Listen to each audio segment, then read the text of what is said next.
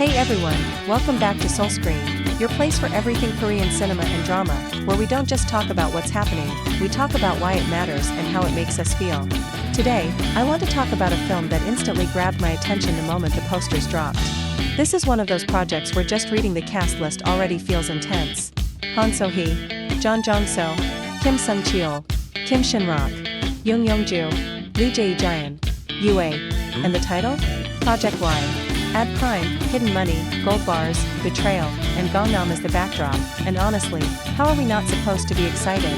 So let's talk about what Project Y is really setting up here, why this story feels different from typical crime films, and why I think this movie could spark a lot of conversation once it hits theaters on January 21st. At the center of Project Y are two women, Lee Sun, played by So Hee, and Kyung, played by Jeon Jong Seo. They're described not just as friends, but as people who literally have nothing but each other.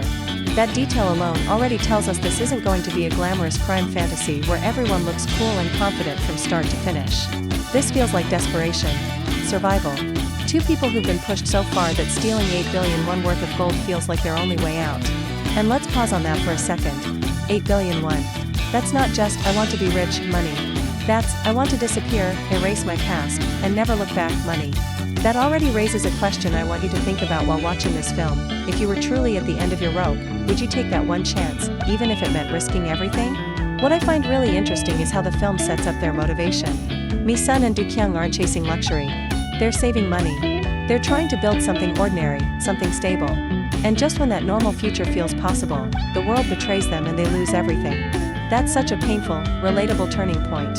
It's not greed that pushes them into crime, it's the feeling that playing by the rules didn't work. Personally, I think this is where Project Y could hit really hard emotionally. Crime stories are always more compelling when you understand why the characters cross that line. And with So Hee and Jeon Jong Seo, two actresses known for portraying raw, emotionally complex women, I'm expecting this relationship to be the heart of the film. Now let's talk about the twist that escalates everything.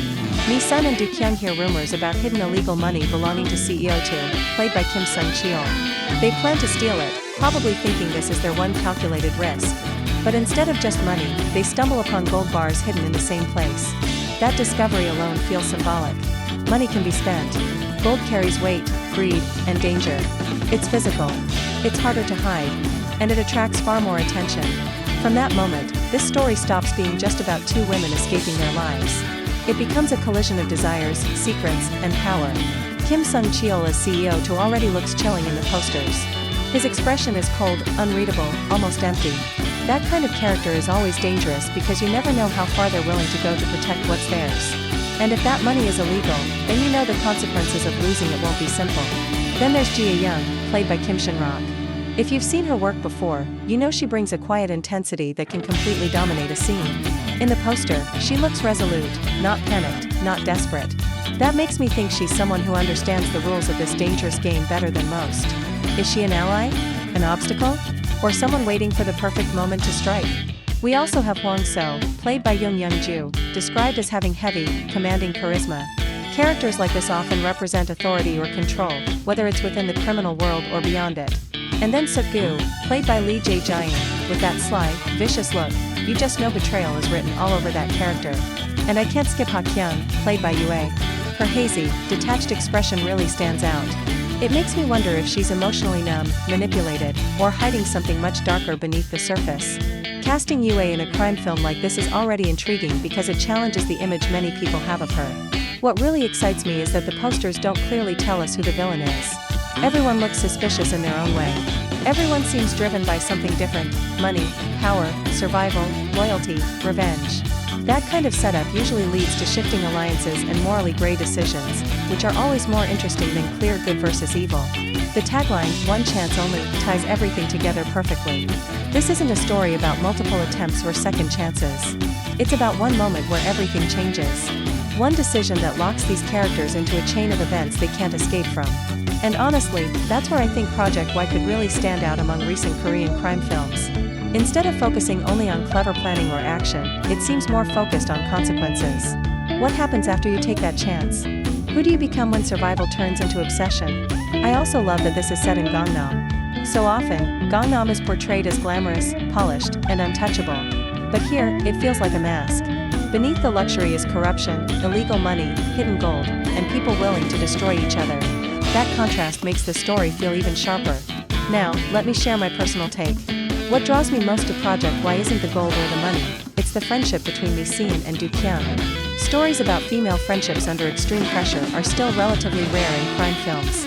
I'm really curious to see whether their bond survives greed, fear, and betrayal.